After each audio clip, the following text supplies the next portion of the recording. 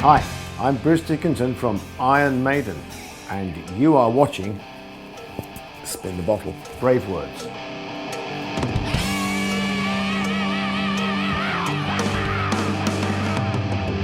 During this period, I was writing the rest of Empire,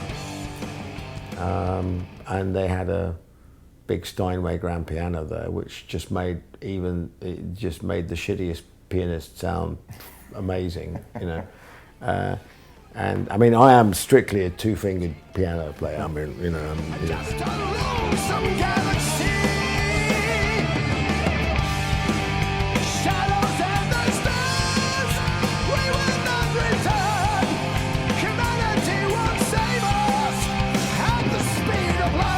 I did the whole of the thing finally, and played it to them in sections. There was 2 sheets of legal pad. With every line was a different change and a different little bit of arrangement that I wrote down. Right. And then we did it in sections. And unfortunately, I was stuffed because the piano is essential to the whole song. It drives the whole song. In fact, particularly the first half of it, up till when the drums come in with a recognizable beat, the only thing carrying the whole thing is the piano. So the band have to play to the piano. We'd never done anything like that in our lives.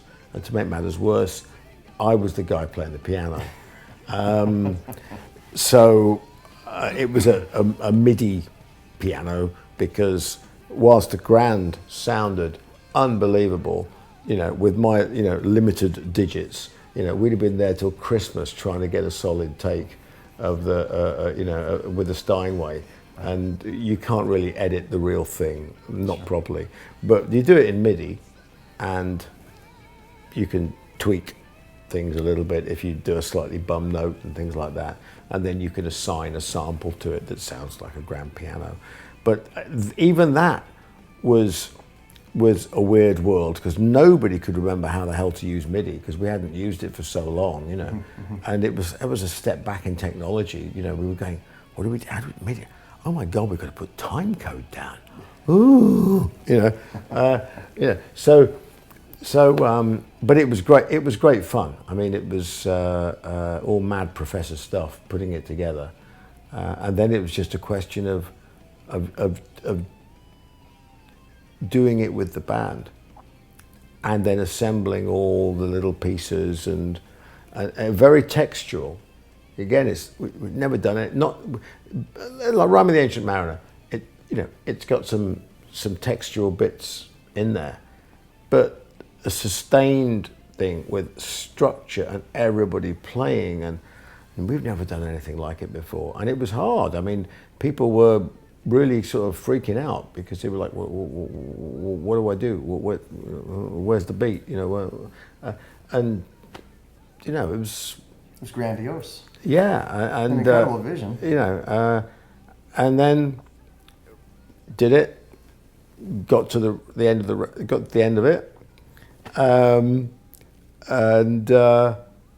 then we started with, well, let's try and put the orchestral bits on it.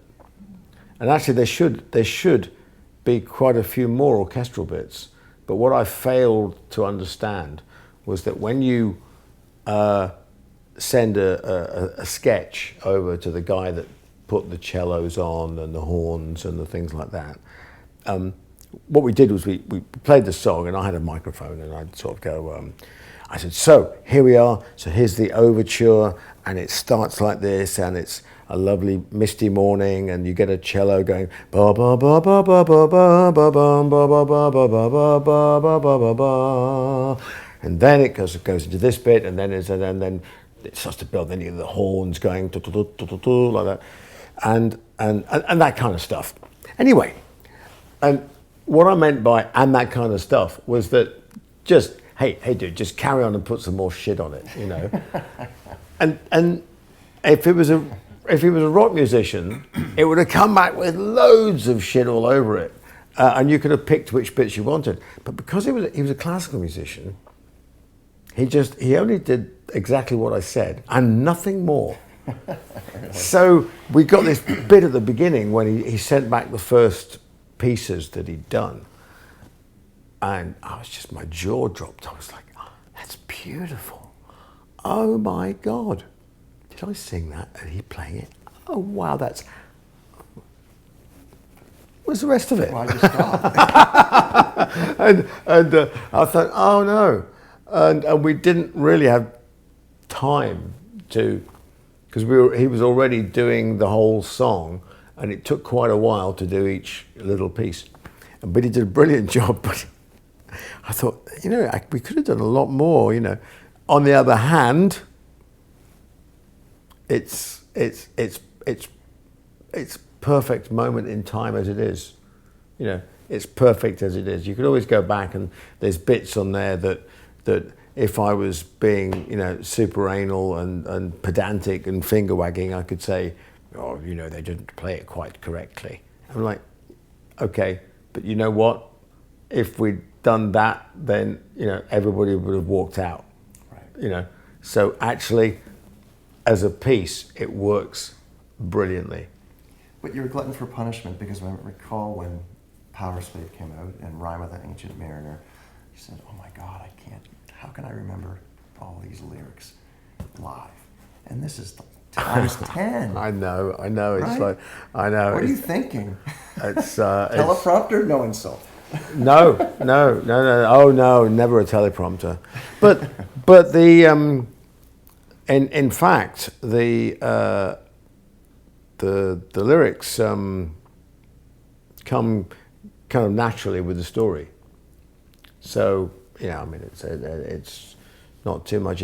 It's interesting, the bits of lyrics that people pick up on, because every single person, without fail, has gone, the Titanic fits inside it. That line grabs everybody, and they go, wow, the Titanic fits inside. It was so big. And I found that fascinating. And what there's an English TV journalist called Jeremy Paxman, and he's a real hard ass. He interviews like prime ministers and gives them a really hard time. He's renowned for doing it. And I was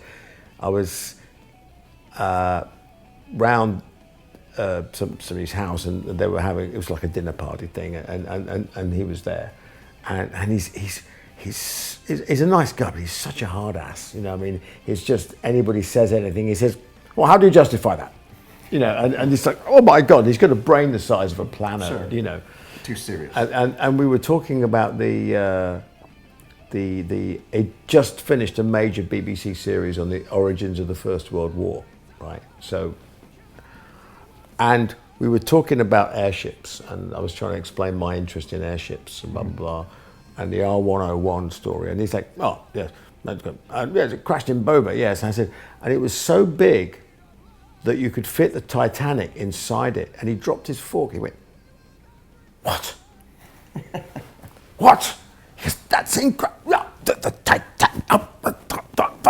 And I thought, there's the quote. There you go. I said, I got to use that line. But it was true. It was true. You could fit the Titanic inside it. Well, speaking of the Titanic, you're back flying this beast around next year. Oh, it's 747, yeah. Yes. Yeah. You need to go back into training, I think. Oh, yeah, no, I've never flown a 747 before, so, I've got to be trained up properly to fly it by the airline that we're leasing the airplane from. Okay.